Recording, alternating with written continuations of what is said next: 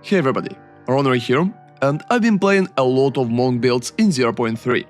But in this video I want to showcase something special, the fastest and probably the strongest build for monk that I played since 0.1, my Hollow Palm Tempest Flurry Speedster. As you can see, the gameplay resembles attribute stacker monk from 0.1. Build can easily fly through maps while clearing the whole screen without a single issue and at the same time.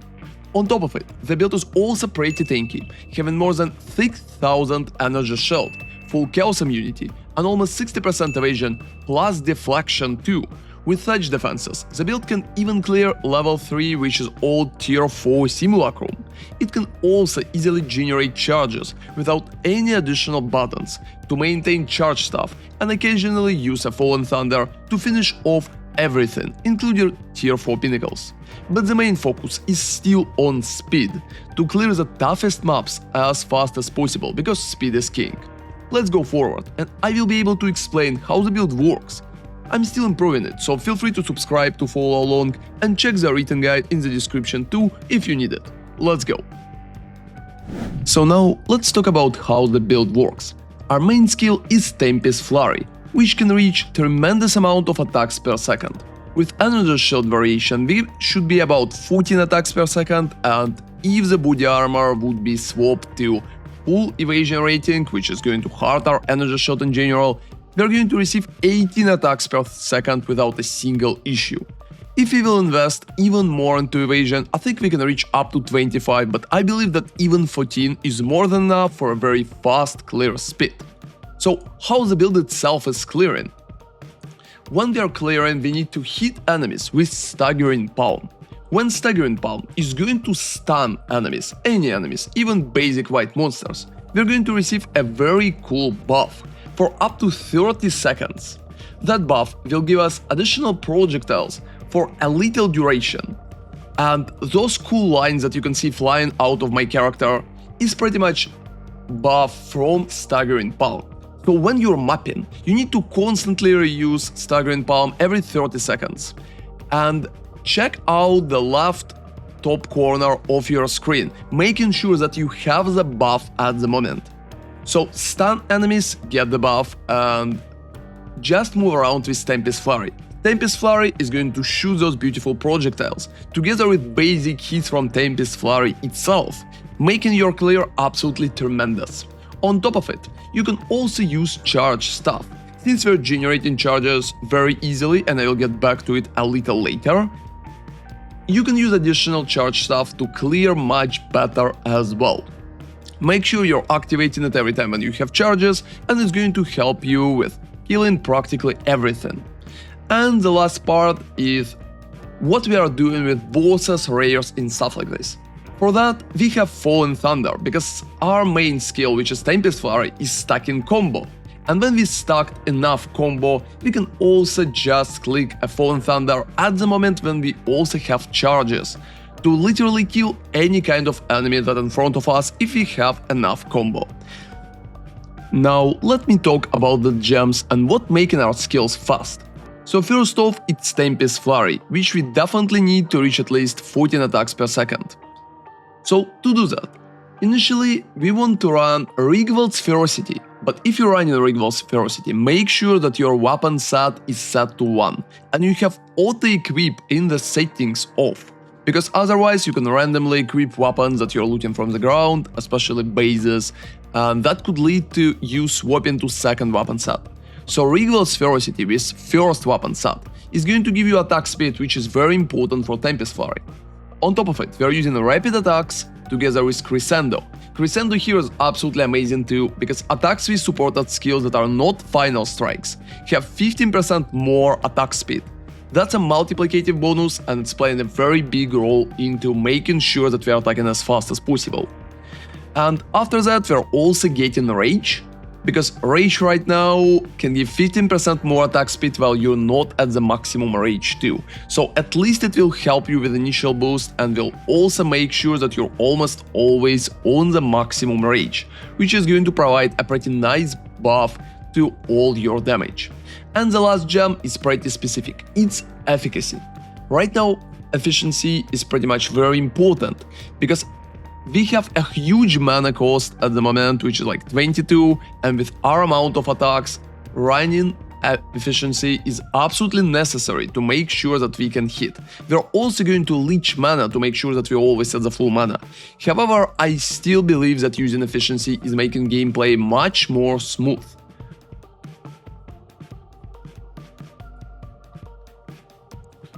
And for the second skill, which is Staggering Palm, we will need to get Nova projectiles, because that's literally the line that's flying out of my characters in the gameplay, so getting Nova projectiles is very important. On top of it, we also will need to stun enemies with Staggering Palm to get the buff. Don't forget to constantly reuse it on your enemies to make sure that you're receiving small 30 seconds buff up there. So, second support because of that is stun. And after that we're also getting heft for more maximum physical damage to stun more easier. And the last one is a Ricochet. Ricochet is giving us 50% chance for our projectiles to ricochet additional time from terrain, and since we are shooting so many of them, Ricochet is multiplying our damage and helping a lot with clear, especially against monsters that hide in somewhere. And the last gem at the moment is questionable. You can either run Armor Break, because it can generate some endurance charges, and it can also help you to break armor faster and stun easier too. Or you can run something like Ancestral Call, because Ancestral Call can give you ancestrally boosted Staggering Palm once in 3 seconds, giving you just more damage and easier stun approach at the start. For now, I'm preferring to run Armor Break variation, but you can change it a little later. So after that we are using Auras, which is Herald of Thunder with the basic supports Lightning Attunement, Oil Reach and Elemental Focus. Last support could be practically anything such as Culling Strike, because we are very flexible on it. We are also using Blasphemy as an aura, together with Temporal Chains, Magnified Area and Slow Potency.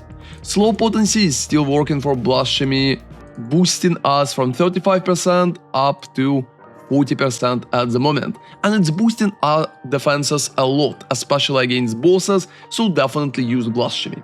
And after that comes one of the most fun parts of the builds is charge generation. So for charge generation, we're going to use Wind Dancer together with Culmination and Elf Chimes. So Culmination will give your Wind Dancer an opportunity to stack combos. If you will stack combos with your Wind Dancer, you also will be able to exceed them. So Elf Chime will give you power charges when you're expanding combo with your hit from Wind Dancer. So how you're generating charges? You're flying around with Tempest, Flurry, literally hitting everything and generating a ton of combos. And at some moment when you need the charges, you just need to give an enemy an opportunity to hit you once.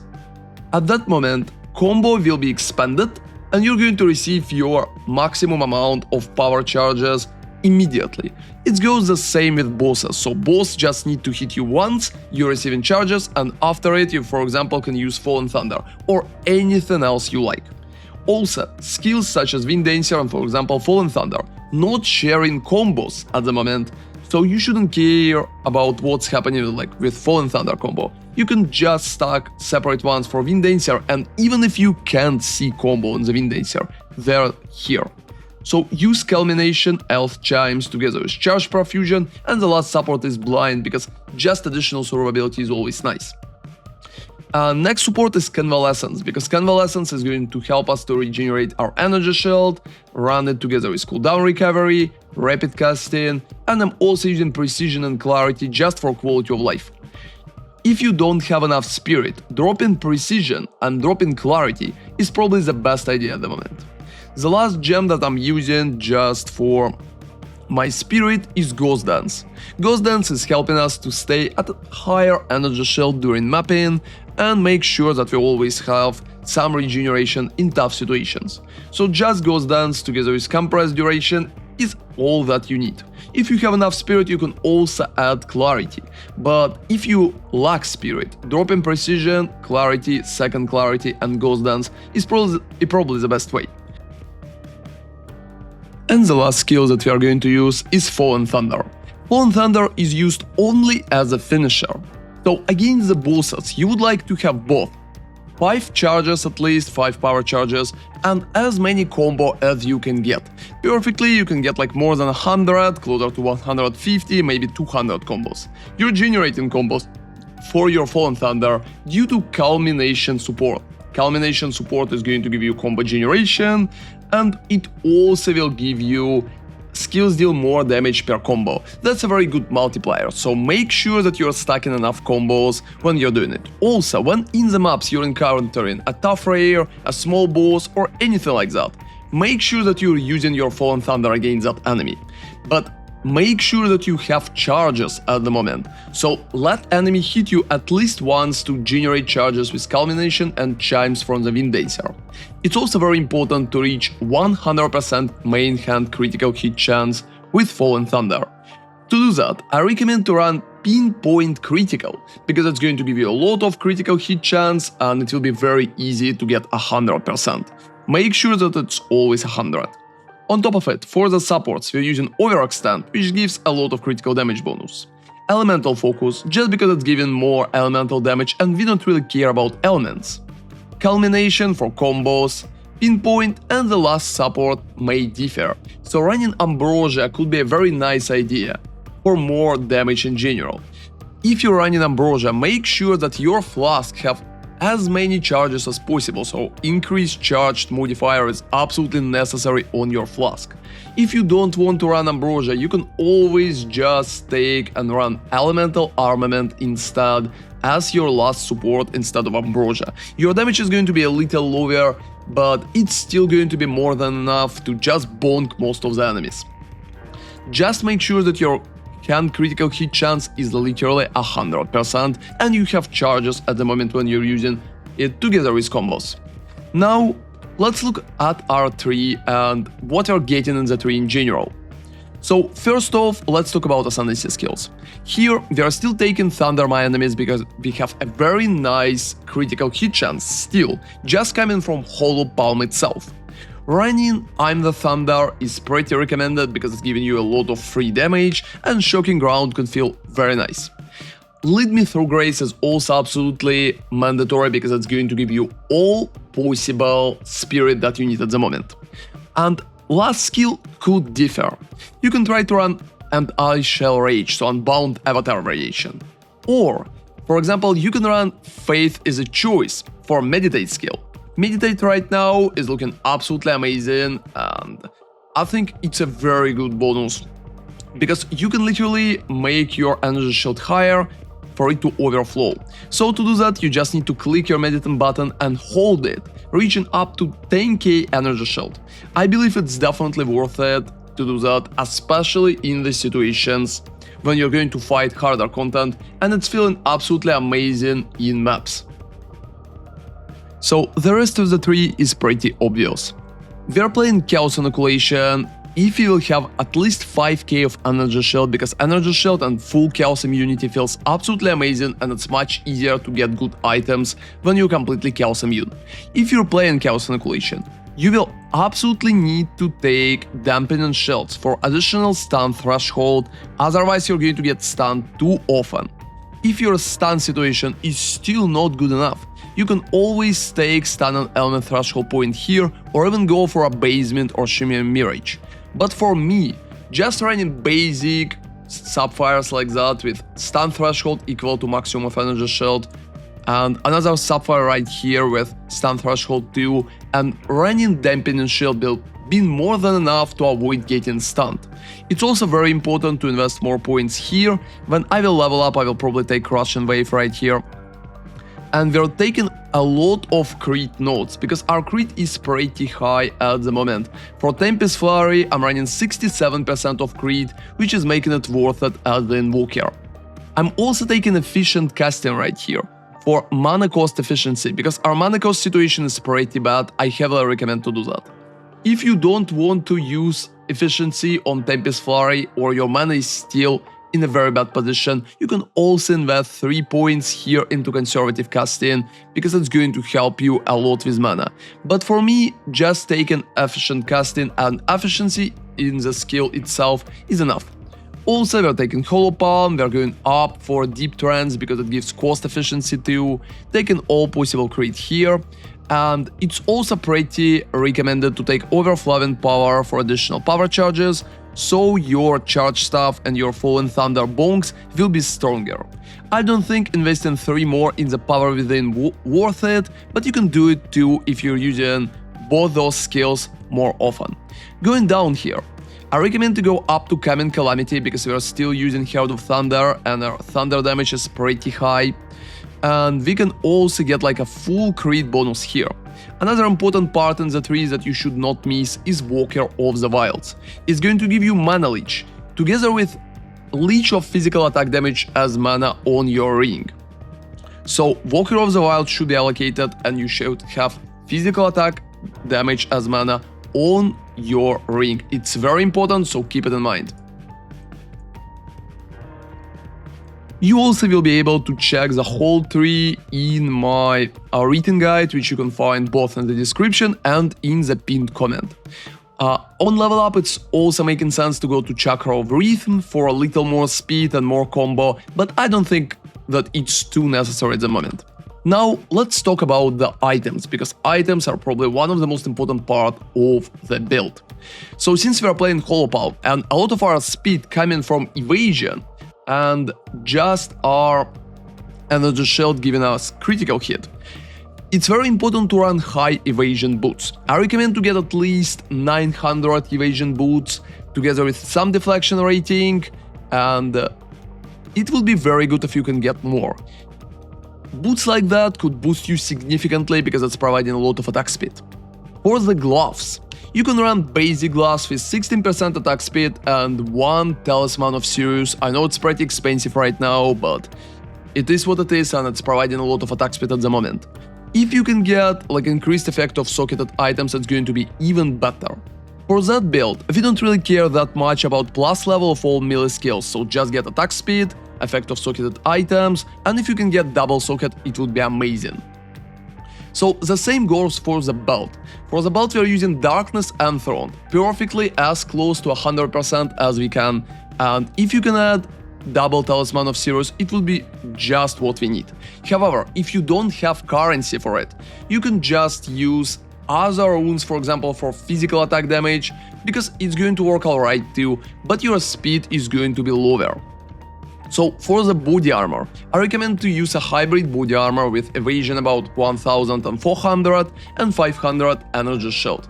If you can get faster start of energy shield recharge here, it would be just perfect too. For the helmet, you just need to aim for as high energy shield as possible together with some critical, and if you can get energy shield recharge rate again, it will be pretty nice as well.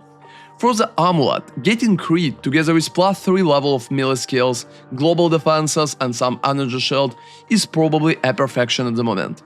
For the bonus right here that you can anoint, I recommend to get like lightning quick because it's giving both attack speed and also lightning damage.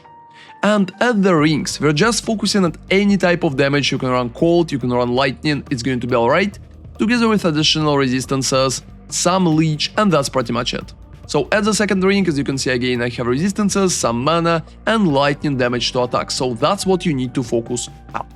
It's also pretty important to have charms against both stuns and slows, because stuns and slows are going to make your life miserable at the moment, and both of those are pretty important. In the build, I'm also using Heart of the Well at the moment with like skill speed, damage is extra lightning, critical damage bonus, and rage on melee hit. It's pretty important to have that rage on melee hit, so you will be able to generate not just with the Tempest Flurry rage support, but if you will miss it, it will be absolutely fine.